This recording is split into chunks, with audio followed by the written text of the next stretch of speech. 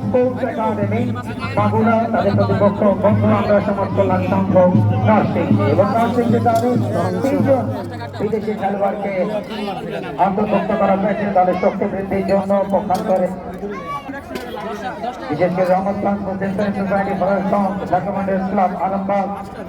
Chittagong Abahani Brothers Union তাদের হয়ে যারা খেলেন সেই সকল খেলোয়াড়দেরকে নিয়ে দলভুক্ত করেছে একতা স্পোর্টস একাডেমি মাগুরা। গত বছর এই টুর্নামেন্টে তারা প্রথম স্পোর্টস একাডেমি মাগুরা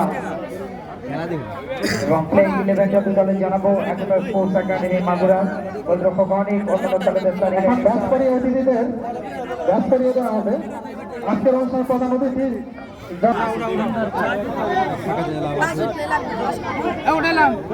এরপর ব্যাস করিয়ে দিলেন আজকের অনুষ্ঠানের সভাপতি জনাব জনাব মোহাম্মদ আলতাফ হোসেন আলতু,